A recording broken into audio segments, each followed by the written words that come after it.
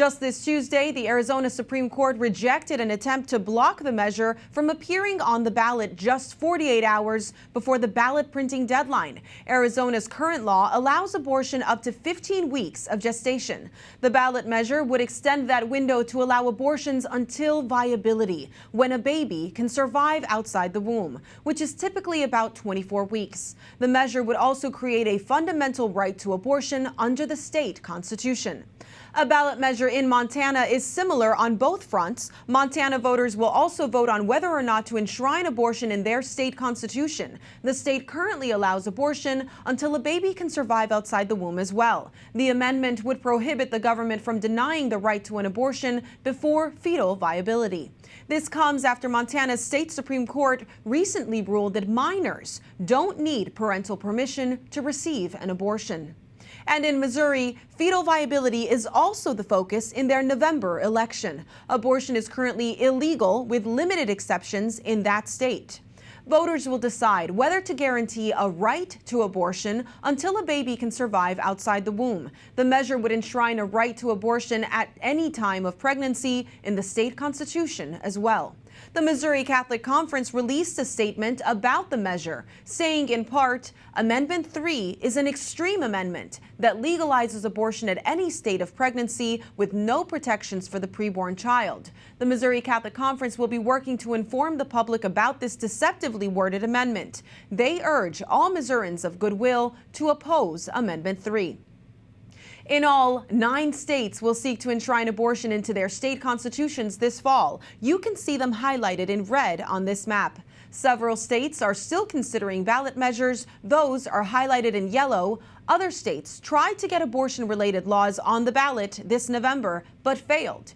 Those included Wisconsin, Louisiana, and Maine.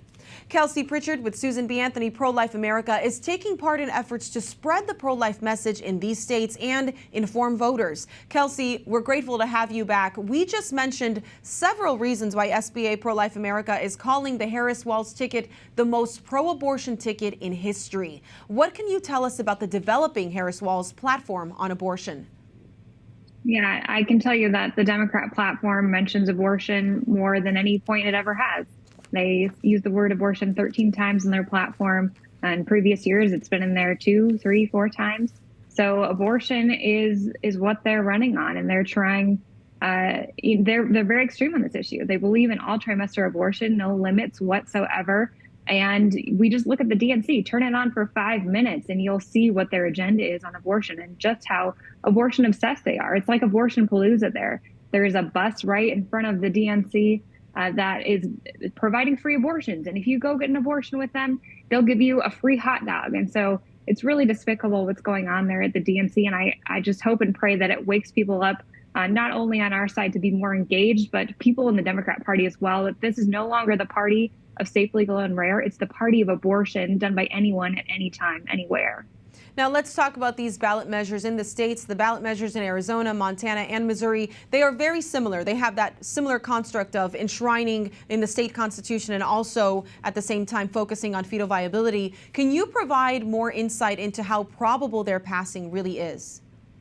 Yeah, I just want to highlight first that they use the word viability, but the way things are worded in those amendments, they essentially allow all trimester abortion because they have gaping health exceptions that the courts have ruled can include familial health, age, and the abortionist is the one who decides when a woman needs an abortion. So an abortionist can at any point in a woman's pregnancy justify abortion. So that is horrific. That is even after the point of viability when a baby could survive outside of the womb.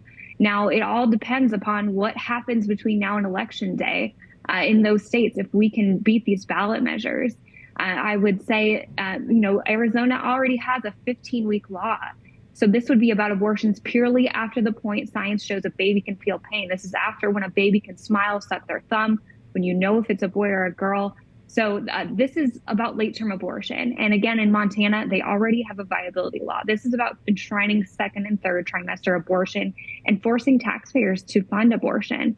So we really, as the pro-life community, we all need to be engaged. We need to pray.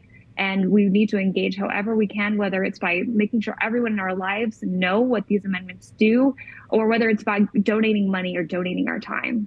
Now, Kelsey, what do these conversations with voters in these states look like? Is it as pro-abortion as some media outlets suggest, that these states have a lot of support for these pro-abortion measures? The abortion lobby wants us all to think, especially those of us on our side, that they have these races in the bag and that there's no way that the pro-life community can win with ballot measures. And they point to previous races. The truth is that we've had similar measures pass in Michigan and Ohio, but Michigan, again, is a pretty blue state. Ohio is a purple state. We have up to seven red states that could have abortion on the ballot in November. And so the dynamics are different in these states. We have a shot in winning in every single one, but it all depends on all of us getting involved and speaking out about these.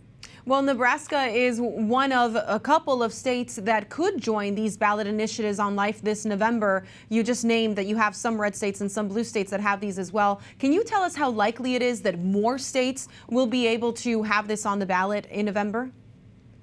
So, yeah, Nebraska is up in the air. They have two competing ballot measures. They have a good ballot measure, actually. They're the only state with a good ballot measure that would protect life in second and third trimesters. It would mirror the law that they already have in place protecting babies at 12 weeks.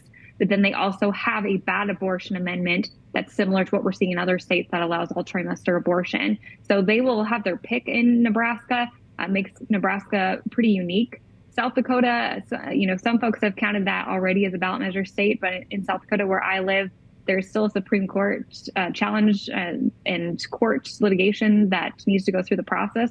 So it's potentially the pro-life community could be victorious in keeping that off of the ballot in South Dakota. And then in Arkansas, the Secretary of State found that the pro-abortion side violated some state laws in didn't meet requirements in gathering those signatures. And so that could be on the ballot there if the pro-abortion side is successful at the Supreme Court. But we're hopeful that those challenges can be successful and that we're only dealing with potentially 5 challenges in the red states this year.